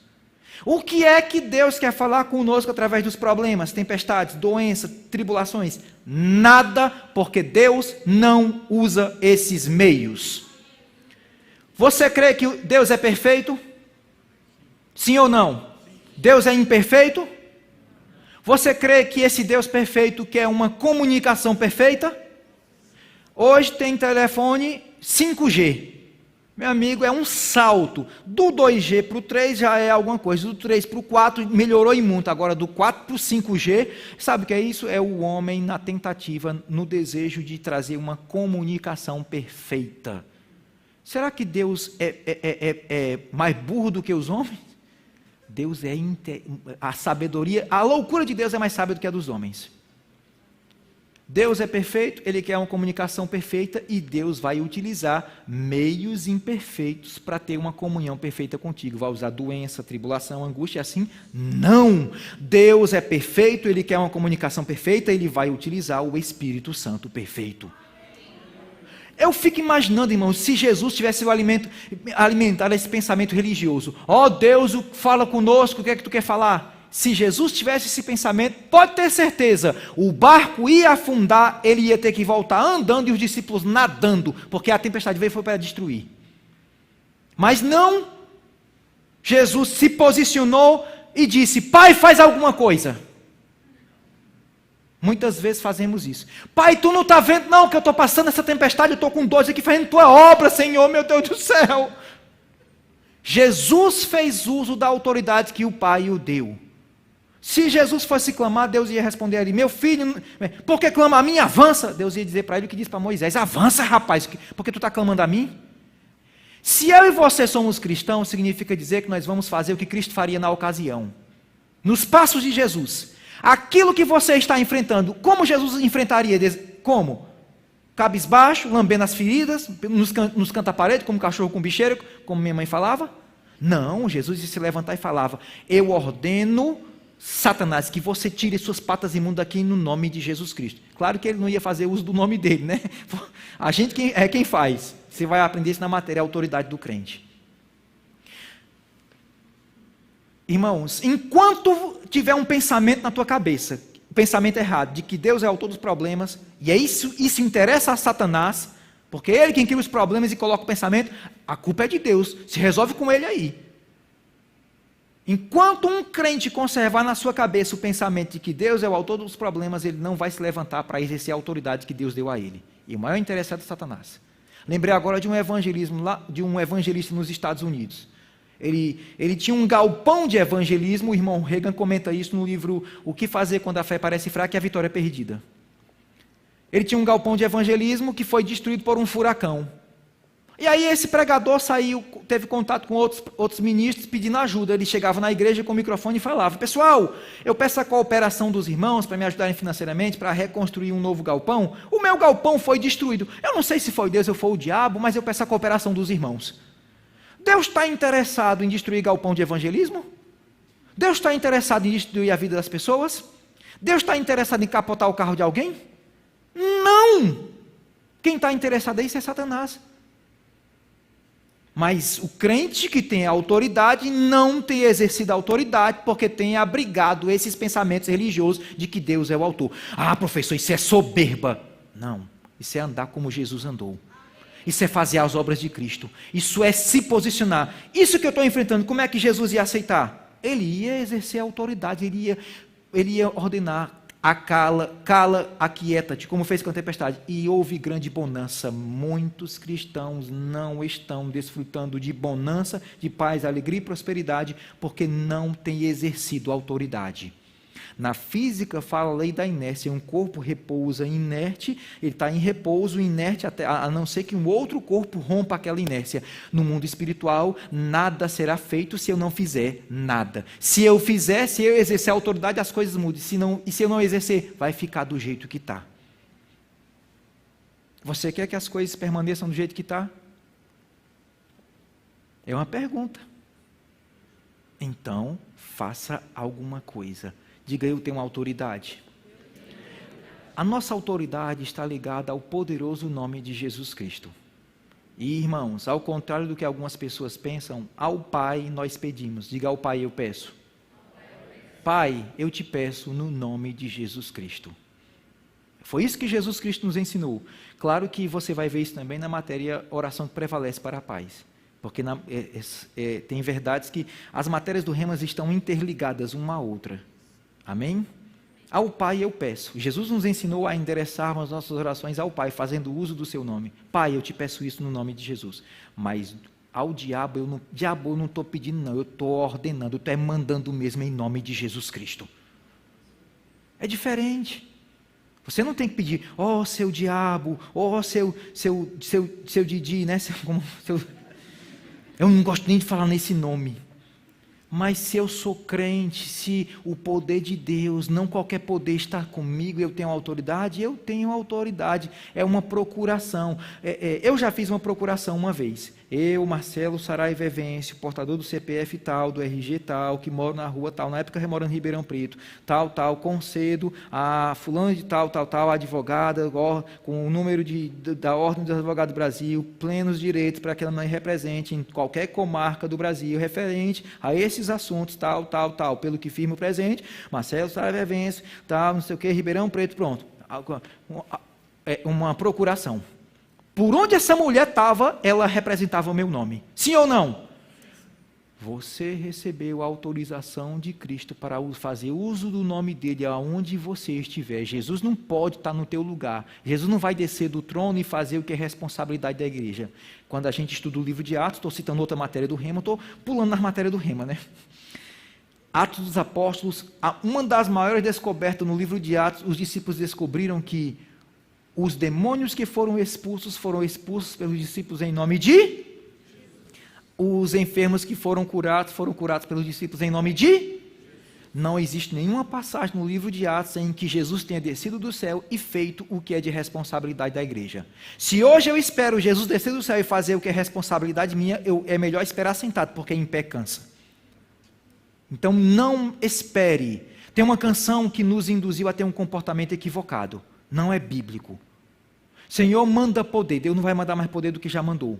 Efésios capítulo 1, versículo 15 ao 23, Paulo ora para que uma igreja inteira descubra o poder que está disponível. Qual é o nome da empresa elétrica daqui de Campinas? É igual de Ribeirão, CPFL. Não sei se ainda permanece, CPFL. Quem aqui gosta de vitamina? Fruta, com mel, com aveia, você bota mamão, banana, mel, aveia, leite, aí você liga para a CPFL. Pessoal, eu queria falar com o departamento de força, de ligação. Como assim? É porque meu equipamento já está conectado aqui, eu quero que vocês mandem força. É na tomada da cozinha, aqui perto da geladeira. É assim? Meu querido, quando você conecta, o plug lá já tem força disponível. Quando o crente conecta a fé e a autoridade, já tem poder disponível. Quem tem que fazer sou eu e você. Amém? Irmãos, tudo isso são realidades dessa nova criação e está disponível. Claro, quando eu comecei a estudar essas verdades, eu ainda era inseguro, trôpego, quando eu comecei a me expor, eu lia e relia para cada vez mais aprender. Mas, irmãos, uma vez que a verdade entra no coração, agora, antigamente o diabo me fazia de gato e sapato, me enganava, mas agora não, Satanás, agora a coisa mudou. Eu conheço a palavra, pode sair daqui no nome de Jesus Cristo. Aqui não. Estão comigo? Claro que quando eu falo Satanás, eu estou falando sobre o diabo trazer algum problema, alguma doença, circunstância. Estão comigo? Agora é diferente, eu tenho autoridade. Olha só, o texto que a gente vai ler, Marcos capítulo 1, foi essa passagem que eu havia dito? Não? Era para ter pego pelo Espírito. Estou brincando, irmãos. Marcos capítulo 1, abre lá.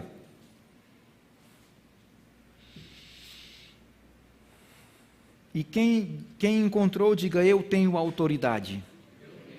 Todo filho de Deus tem autoridade. Alguns não descobriram, mas quando fizerem o rema vão descobrir que tem essa autoridade. Marcos capítulo 1, versículo 21. Depois entraram em Cafarnaum e logo no sábado ele ensinava na sinagoga. Foi ele ensinar na sinagoga. Maravilhavam-se da sua doutrina, porque os ensinava como quem tem autoridade e não como os escribas. Não tardou para que aparecesse na sinagoga um homem possesso de espírito imundo, o qual bradou: que temos nós contigo, Jesus Nazareno? Vieste para perder-nos? Bem sei quem és, o Santo de Deus. Mas Jesus o repreendeu, dizendo: cala-te e sai desse homem. O espírito imundo, gritando violentamente e bradando em alta voz, saiu dele. Todos se admiraram ao ponto de perguntarem entre si: o que vem a ser isto? Uma nova doutrina? Pois com a autoridade ele ordena aos espíritos imundos e eles lhe obedecem. Então correu célere a fama de Jesus em todas as direções, por toda a circunvizinhança da Galileia. Eu quero ler o versículo 27 na Almeida, revista e corrigida, que diz: e todos se admiraram a ponto de perguntar entre si, dizendo: que é isto? Que nova doutrina é esta? Pois com autoridade ele ordena aos espíritos imundos e eles lhe obedecem. A pergunta que os discípulos fizeram, eu vou fazer aos irmãos. Isso que Jesus fez é uma nova doutrina? Sim ou não? Olha só. Existe algum texto no Antigo Testamento, de Gênesis a Malaquias? Quem crê na Bíblia de capa a capa até nos mapas? Quem crê? Você crê?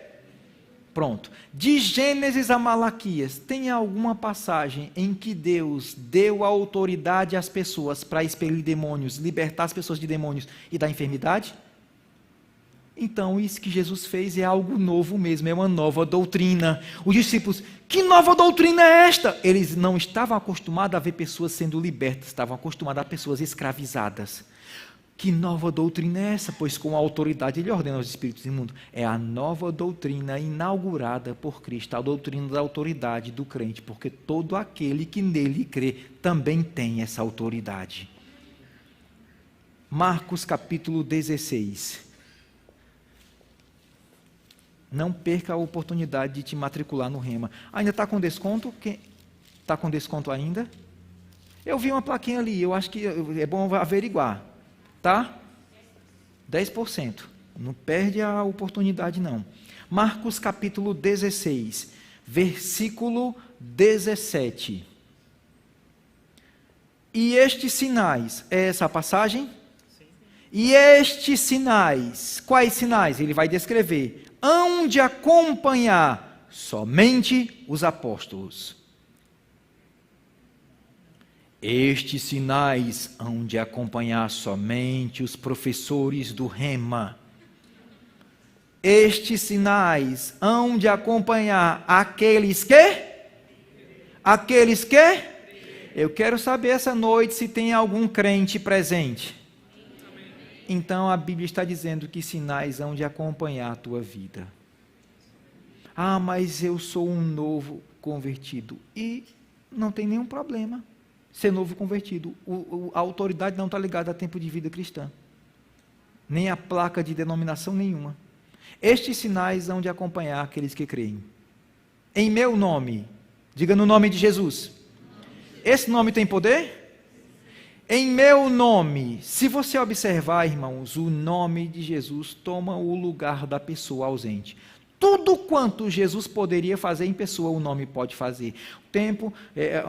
Há tempos, né, passando por adversidade, pressão, orando, chorando, orando, chorando, aquela confusão de sentimento. Aí eu disse, ai meu Deus do céu, se Jesus estivesse aqui eu não estaria passando por isso. Jesus não está aqui fisicamente, não está aqui em carne e osso, mas no lugar de carne e osso de Cristo tem o seu nome. E tudo quanto Jesus poderia fazer em pessoa, o nome pode fazer, saindo de meus lábios. Por quê? Porque o nome de Jesus não tem um poder inferior, o nome tem o mesmo poder que a pessoa de Jesus. O nome representa a pessoa, o nome toma o lugar da pessoa ausente. Amém?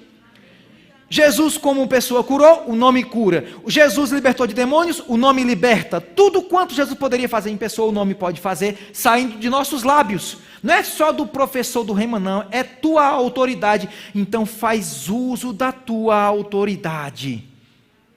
Estes sinais hão de acompanhar aqueles que creem em meu nome, no poderoso nome de Jesus. Expelirão. É o primeiro sinal citado por Cristo, embate com os seres espirituais. O contar, né? Expelirão demônios, falarão novas línguas, pegarão em serpentes. Se alguma coisa mortífera beber, não lhes trará dano algum. Imporão as mãos sobre os enfermos, e eles ficarão. Eu quero só abrir um parênteses e comentar, pegar em serpente e beber alguma coisa mortífera. Sabemos que isso é acidental, não é proposital. Você vê uma cascavel, uma jararaca, traz ela aí para eu brincar, para provar que o nome de Jesus tem poder. Não é assim. Paulo, depois do naufrágio na ilha de Malta, em Atos 27, chegou na ilha de Malta, os moradores lá fizeram uma fogueira, Paulo foi alimentar a força do fogo, um animal peçonhento, uma víbora mordeu sua mão, os habitantes, esse homem vai morrer, vai inchar e vai morrer, eles pensavam. Pode contar aí. Pode contar, vai morrer. Eles perceberam que Paulo nem inchou nem morreu. Aí disseram, é Deus. Paulo era Deus? Não. Mas havia o poder de Deus operando na vida de Paulo e neutralizou a peçonha do animal. Se beber alguma coisa mortífera, você não vai chegar para uma pessoa, eu vou provar que o nome de Jesus tem poder. Botei uma dose de Baygon para provar? Não.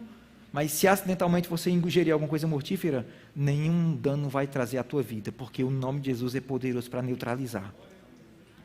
Irmãos, o que me chama a atenção é que essa realidade, a autoridade está proposta para todo filho de Deus. Agora, sabe o que eu fico imaginando? Eu não sei com exatidão a quantidade de cristãos no mundo, eu não sei o número exato, mas suponhamos que no mundo tenha 400 milhões de cristãos. Ora, mais de 7 bilhões de habitantes, 400 milhões, não é nem 10%. Mas vamos supor, 400 milhões de cristãos. Se tiver 400 milhões de cristãos, entendedores, compreendendo a autoridade que cada filho de Deus tem em Cristo Jesus, haveria um avivamento global. Haveria. Estão comigo?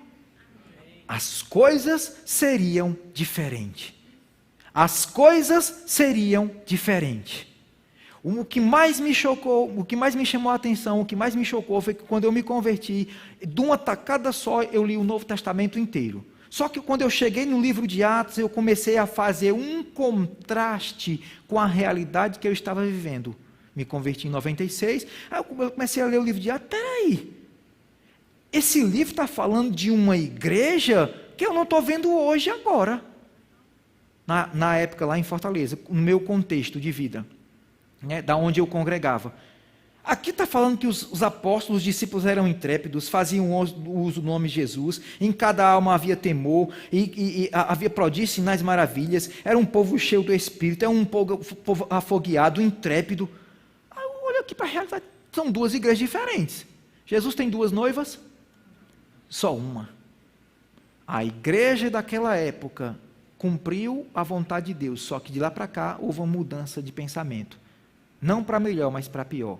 Só que uma vez que a pessoa se matricule no rema e faça o rema, ela vai começar a descobrir as verdades que aqueles apóstolos ouviram.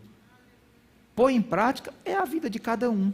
Eu estou falando dos aspectos legais, os aspectos vitais é aquilo que nós estamos pondo em prática para colher os benefícios. Irmãos, durante essa aula demonstrativa, você tem sido abençoado? Imagina só você ficar 7 dias na semana expondo tua vida a essas verdades. Tem 2 passagens em Lucas que falam o seguinte, que multidões, é plural, não é? Quem já foi a um estádio aqui? Tem um estádio aqui em Campinas, não tem? Qual é o time? Quem falou primeiro, vamos lá, Ponte Preta e Guarani, vamos lá. A gente vai para a capacidade do estádio daqui. Quanto? Hã? Bom, 23 mil pessoas sentadas, não é isso? Pronto. A gente vê que tem blocos de torcida, são multidões.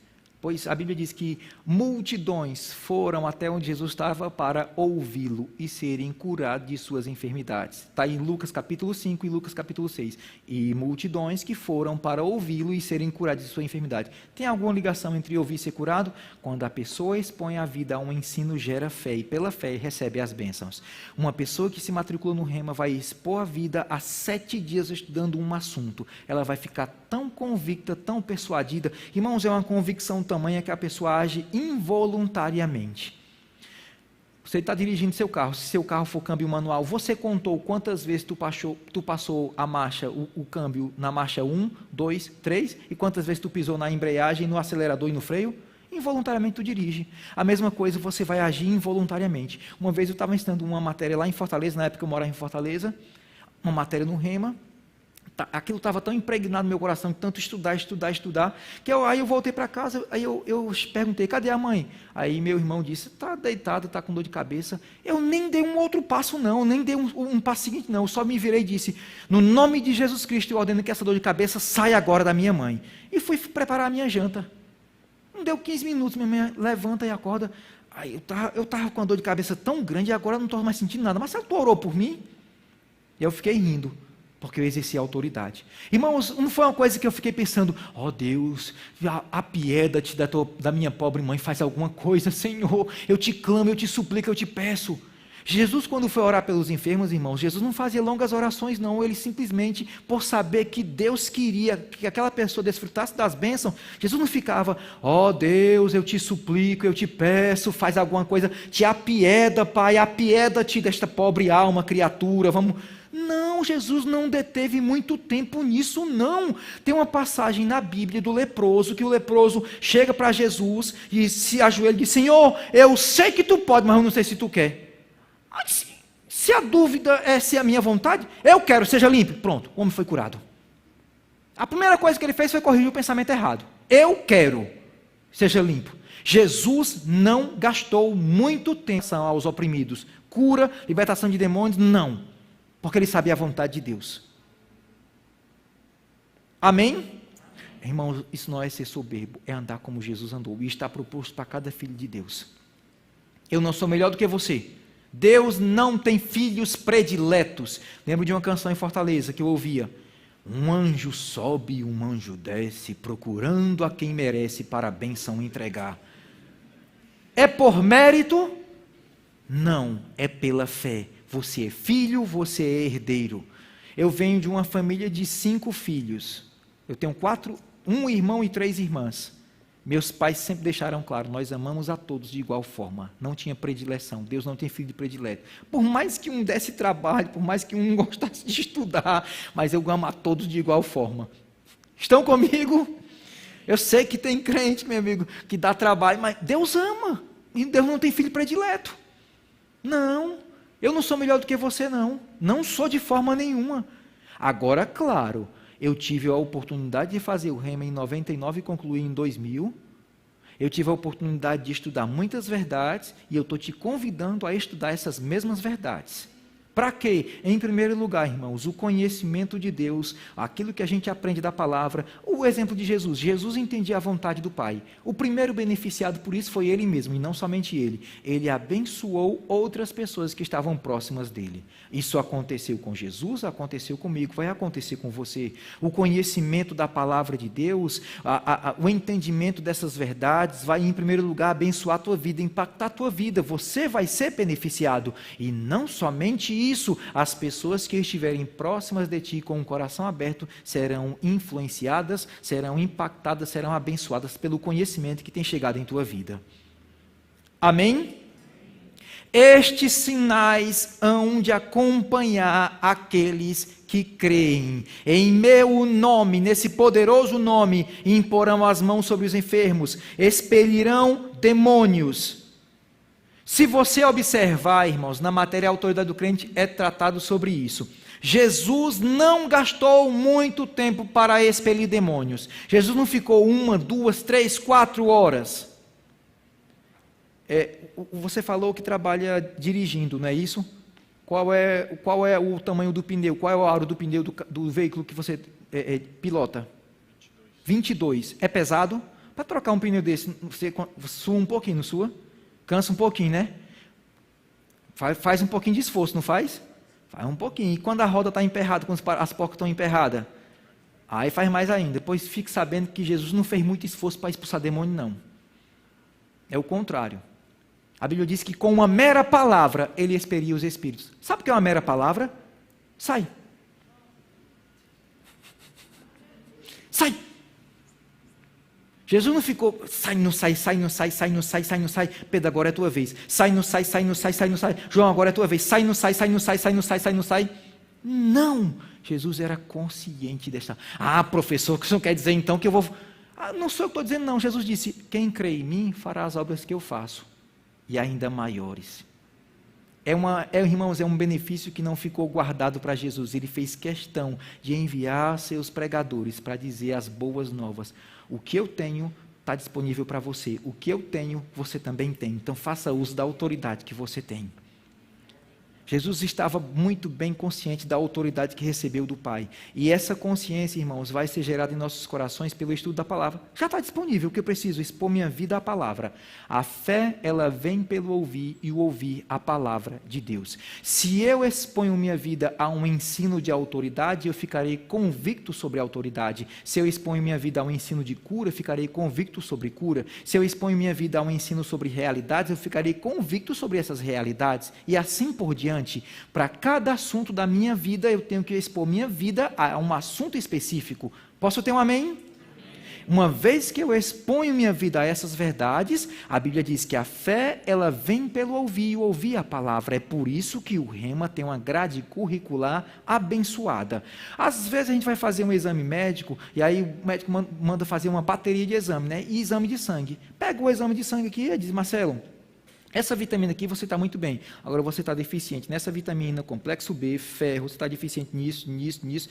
Eita, rapaz, aí ele faz, você tem que tomar um suplemento. Talvez em uma área em tua vida você esteja muito bem, glória a Deus, mas talvez esteja deficiente em uma área, na compreensão de algum assunto. É por isso que o Rema tem uma grade recheada, vai falar sobre realidade da nova criação, sobre autoridade, sobre cura, sobre família, sobre oração, sobre aliança de sangue, como ser guiado pelo Espírito, assuntos que nós podemos colocar em prática no dia a dia. No dia a dia a gente precisa entender sobre cura, sobre fé, sobre amor. Se você está dirigindo aqui, meu querido, você precisa entender o amor do tipo de Deus, paciência, precisa ou não precisa? São assuntos que nós colocamos em prática no dia a dia, não é uma coisa que a pessoa vai estudar, e agora eu vou colocar na prateleira esse conhecimento, porque quem sabe um dia eu vou pôr em prática. Não, são assuntos que no dia a dia nós utilizamos. De repente você vai visitar alguém, toma conhecimento que ela está doente. Aí você pensa, se está doente é porque é a vontade de Deus, é porque quando não vem pela rede do amor, vem pelo anzol da dor do divino pescador. É assim que você vai falar? Não, você vai dizer, está doente? Vem cá, eu quero te falar algumas verdades da palavra. Olha só, a Bíblia diz em Atos 10:38 que Jesus andou por toda parte fazendo o bem e curando a todos os oprimidos do diabo, porque Deus era com ele. Essa doença não é de Deus não, é uma opressão. Isso aí eu vou orar por ti e Jesus vai te curar. Ele mesmo me autorizou para impor a mão sobre você. E eu quero que você entenda, irmãos, que quem cura é Cristo, mas quem impõe a mão é você. É você quem vai compartilhar as boas novas. Não seja como o pregador, que eu, novo convertido, eu ligava o rádio na frequência AM, e aí o pregador fazia o seguinte: ó Deus, visita aquelas pessoas que estão encarceradas, ó Deus, visita o órfão e a viúva, ó Senhor, vai lá, Pai, visita aquelas pessoas que estão acamadas. Está errado. Jesus disse ide por todo o mundo. Mas o pregador diz, Deus vai? Está errado. Quem tem que ir, é Deus ou a gente? Está invertendo. O pregador mandando Deus. Entenda, irmãos. Você vai à África amanhã? Você vai à Oceania? Você vai à Europa? Então você pode orar. Mas talvez amanhã você vá a outro bairro aqui em Campinas. Aonde você pode ir, você não vai enviar a Deus, não. A Bíblia disse, ide. Ide fazer o quê? Aquilo que Cristo começou a fazer. Orar pelos enfermos, evangelizar, fazer a obra. E isso está proposto por Deus para mim e para você. Diga, eu tenho autoridade. Todo filho de Deus tem autoridade. O que precisa é cada vez mais estudar, cada vez mais meditar. Tem quanto tempo, dona Débora? Eu quero te estimular, te incentivar a fazer a tua matrícula. E não somente isso, irmãos, chamar outras pessoas. Eu percebi que cada matéria do Rema era uma descoberta, descobrindo várias verdades. E eu, na época, eu ainda gaguejante, trôpego, ainda algumas palavras. Já que eu não consigo falar, já que eu não tenho tanto tamanho de desenvoltura, eu vou convidar. Rapaz, é como aquela Bíblia diz, vem e vê. Convida pessoas. E elas mesmas vão constatar, rapaz, agora não é pelo que tu diz, não, porque eu mesmo ouvi. Eu estou aprendendo muitas verdades. Amém? Você foi abençoado, dona Débora?